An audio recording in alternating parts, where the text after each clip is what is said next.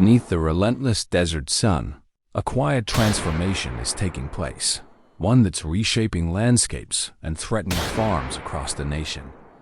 An animal once confined to forests has learned to thrive in the harshest environments, multiplying faster than nature can keep up. These wild boars, intelligent and adaptable, are no longer just a rural nuisance. They've become an ecological challenge with billion-dollar consequences.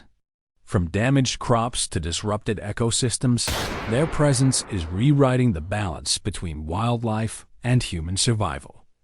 This is the story of how science, strategy, and stewardship are coming together to restore that balance before it's too late. Under the blazing desert sky, the quiet stretches for miles until the stillness is broken by a low rumble echoing across the dunes.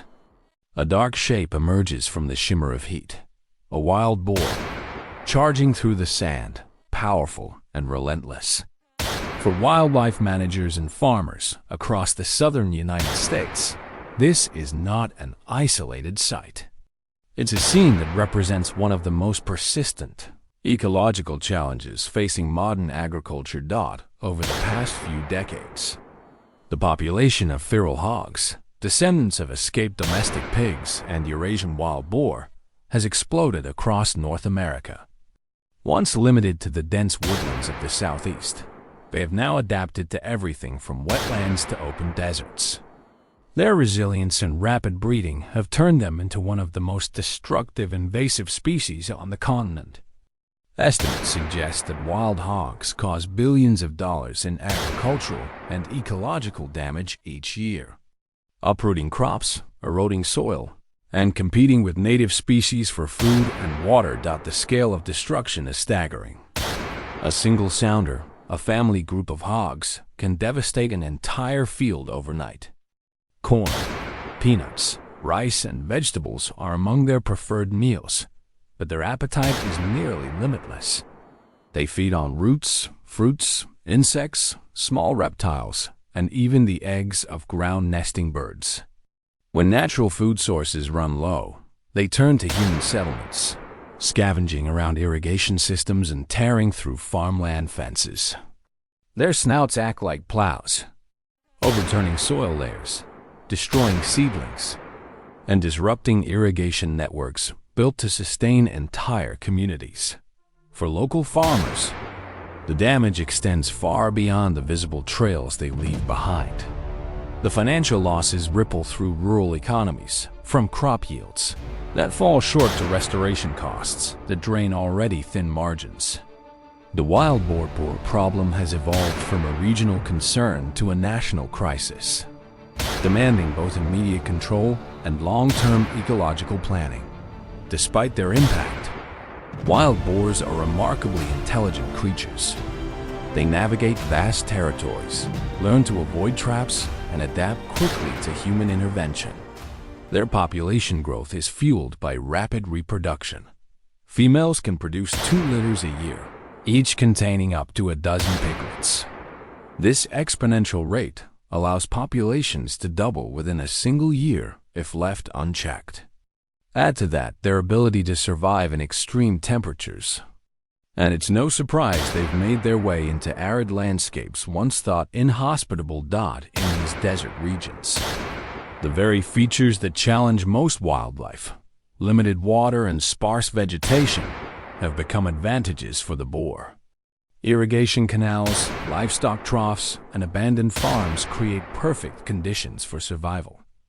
With few natural predators left in many areas, their populations expand unchecked, reshaping ecosystems that evolved without them. The ecological footprint of wild boars reaches deep into the environment. Their rooting behavior not only destroys crops but also disrupts native plant life, creating space for invasive weeds to spread. This chain reaction alters the balance of entire habitats, reducing biodiversity and affecting everything from soil quality to insect populations. Their wallowing in mud and water sources increases bacterial contamination, including harmful strains of E. coli, while accelerating erosion that clouds rivers and reservoirs downstream. What starts as a local nuisance quickly becomes an environmental threat on a regional scale. Managing this invasive species requires a delicate balance between control and conservation. Across multiple states, wildlife agencies and landowners are working together to reduce numbers through regulated hunting, trapping, and research-driven initiatives. Hunting remains one of the most effective tools for population management, especially in areas where mechanical or chemical methods are impractical. When conducted under proper supervision and ethical standards, it serves both ecological and agricultural goals, protecting farmland while maintaining ecosystem stability. Technological innovation is beginning to transform how these efforts unfold. Smart trapping systems use sensors and cameras to identify entire groups before activation, ensuring more efficient captures. GPS tagging and data mapping allow agencies to track movement patterns, helping predict migrations and plan responses before damage occurs. Some research programs are even testing non-lethal population control, such as sterilization techniques, designed to slow reproduction without harming other species. Education plays an equally critical role. Farmers are being trained to fortify fencing, secure livestock feed, and manage waste that might attract animals. Restoration projects help repair damaged soil, encouraging the return of native grasses and plants that can stabilize the ground. Through combined local and state-level efforts, communities are learning that control isn't about eliminating wildlife. It's about restoring equilibrium to the environment. Every managed hunt or containment program contributes to a larger conservation narrative, one where human intervention aims not to dominate nature, but to coexist with it responsibly. The goal is to preserve both the livelihood of those who cultivate the land and the delicate balance of ecosystems that support all life within them. For the desert regions now facing new incursions, the challenge is as much about adaptation as it is about action. The terrain is harsh, but so is the resilience of the wild boar.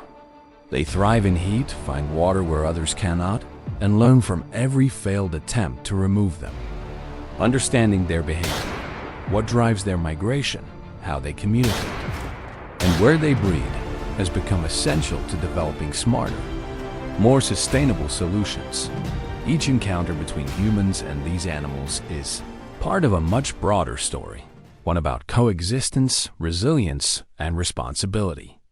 As farmers rebuild fields, scientists gather data, and conservationists seek new strategies, the desert remains both battleground and classroom. Here, nature constantly tests the limits of adaptation, reminding us that balance, not domination, defines true stewardship. When the dust settles and the desert quiets once again, what remains is a powerful lesson in coexistence. Managing wild boar populations isn't about eradication. It's about maintaining the integrity of ecosystems that sustain life. Through science, cooperation, and responsible wildlife practices, the fight against ecological imbalance continues, not as a war, but as an ongoing effort to protect the land, its people, and the future of sustainable farming in America's wild heartlands.